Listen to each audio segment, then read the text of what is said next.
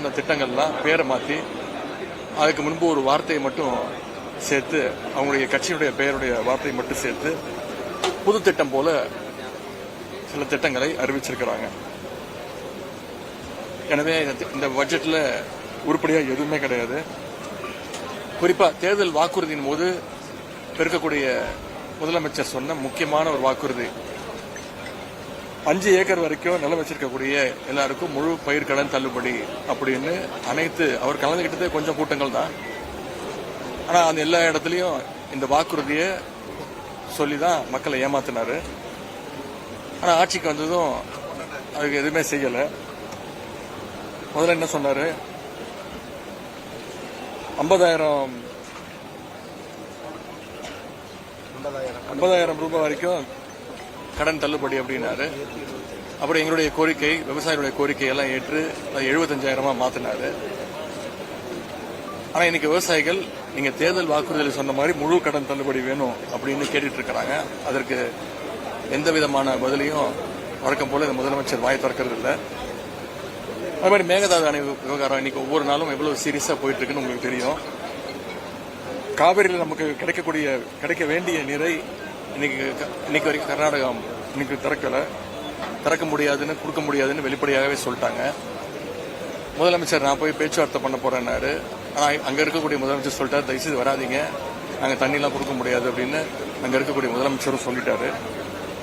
நாங்க தொடர்ந்து கேட்டுக்கிட்டே இருக்கோம், அனைத்து கட்சி கூட்டத்தை கூட்டுங்க, காவிரி விஷயத்துல, மேகதாது அணை விஷயத்துல அனைத்து கட்சி கூட்டத்தை கூட்டி தமிழ்நாட்டில் இருக்கக்கூடிய அனைத்து கட்சிகளும் ஒரே கருத்துல இருக்கிறாங்க, ஒற்றுமையா இருக்கிறாங்கிறது காட்டுவோம் அப்படின்னு தொடர்ந்து முதலமைச்சருக்கும் இந்த அரசுக்கும் நம்ம திமுக சார்பாக கோரிக்கை வச்சுக்கிட்டே இருக்கிறோம். அதற்கும் வழக்கம் போல இந்த முதலமைச்சர் வாயை திறந்து பதில் சொல்ல மாட்டேங்கிறாரு.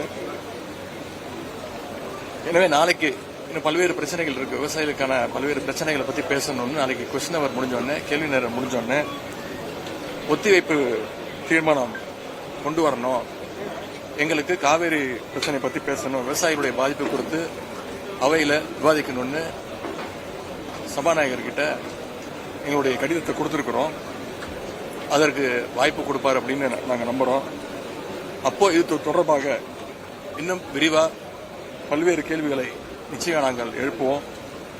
அதற்கு முதலமைச்சர் வாயை திறந்து பதில் சொல்வார் அப்படின்னு தமிழ்நாட்டு மக்கள் மாதிரி, விவசாயம் படுகொடி மக்கள் மாதிரி நாங்களும் அவரோடு காத்திருக்கின்றோம். திராவிட முன்னேற்ற கழகம் என்றைக்குமே விவசாயிகளுக்கு துணை நிற்கும். நன்றி. இன்னைக்கு வந்து பிளாக் ஷர்ட்ல எல்லாம் வந்திருக்கீங்க, அதுக்கு ஏதாவது ஸ்பெஷல் இருக்கா? இவ்வளவு நேரம் நான் பேசுறேன், எல்லாமே விளக்கம் கொடுத்திருக்கிறேனே. தொடர்ந்து விவசாயிகள் இந்த 3 மாசமா பல்வேறு தொடர் இன்னல்களுக்கு ஆளாயிட்டு இருக்கிறாங்க, தொடர் போராட்டங்கள் நடத்திட்டு இருக்கிறாங்க. அதற்கு விவசாயிகளுக்கு ஆதரவாக தான் இன்னைக்கு கருப்பு சட்டை அணிஞ்சு எங்களுடைய எதிர்ப்பையும் நாங்கள் தெரிவிச்சோம். அதே நாடகத்தை தான் தாவேகாவும் போடுதுன்னு சொல்லிட்டு அதிமுக பொதுச் செயலாளர் குற்றம் சாட்டிட்டு இருக்காரு. நாடகமா? என்ன நாடகம்? நீங்களும் வேளாண் பட்ஜெட்னு ஒரு நாடகத்தை போட்டீங்க, அவங்களும் அதே நாடகத்தை போடுறாங்க அப்படின்றது அவரோட. நாங்களாம் இது கொடுத்தோம், தேர்தல் வாக்குறுதி கொடுத்தோம், பயிர்க்கடன் தள்ளுபடி பண்ண போறோம்னு நாங்க வாக்குறுதி கொடுத்தோமா? சொல்லுங்க. வாக்குறுதி கொடுத்தது யாரு? அவர் என்ன சொன்னார்னா 20 துறை முழு பயிர்க்கடன் பட்ஜெட்ல எப்படி திமுக வந்து ஒரே வேளாண் பட்ஜெட்டா 20 துறை சார்ந்த திட்டங்கள் உள்ள கொண்டு வந்ததோ நாளைக்கு இது அனைத்தையும் சட்டமன்றத்தில் பேச இருக்கிறோம். முடிஞ்சா தைரியம் இருந்தா முதலமைச்சர் இதற்கு எந்திரிச்சு இதுக்கெல்லாம் பதில் சொல்லட்டும். நாங்க அவையில பதில் சொல்றோம்.